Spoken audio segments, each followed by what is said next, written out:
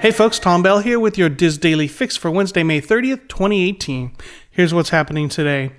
Well, with a long-rumored Comcast bid now officially announced, 21st Century Fox Incorporated has set a July 10th special meeting where stockholders will vote on the Disney acquisition of numerous Fox properties.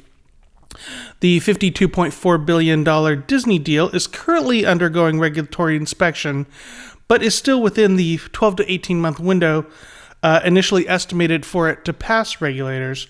Fox announced the special meeting Wednesday in a press release.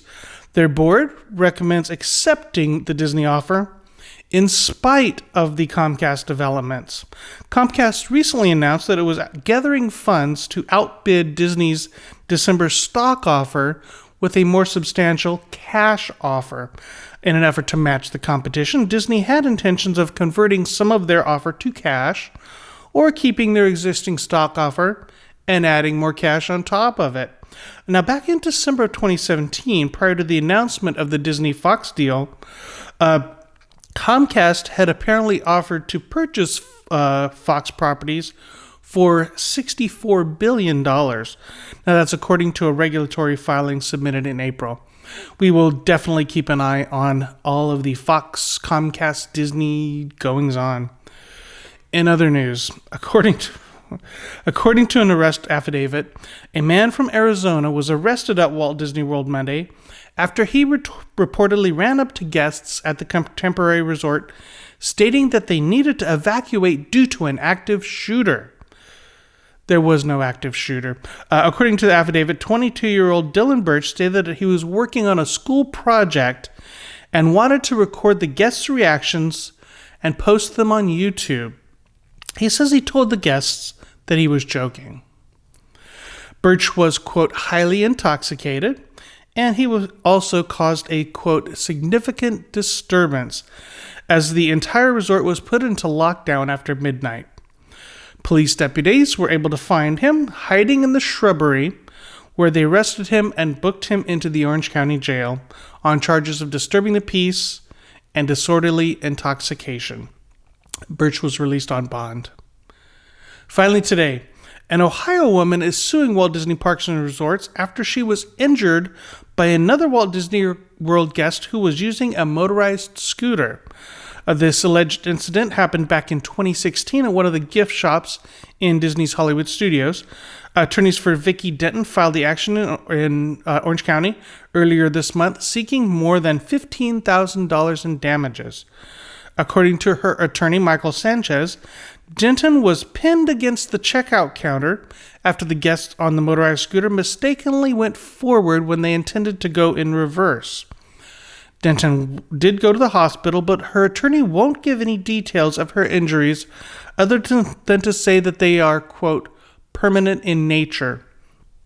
Attorney Sanchez claims that this kind of scooter incident happens a lot, adding, quote, it's becoming more of a problem as Disney gets crowded. He points to another pending lawsuit from 2015 where a guest allegedly suffered a broken femur after being hit by a scooter while in line at Splash Mountain in the Magic Kingdom. That was back in 2013.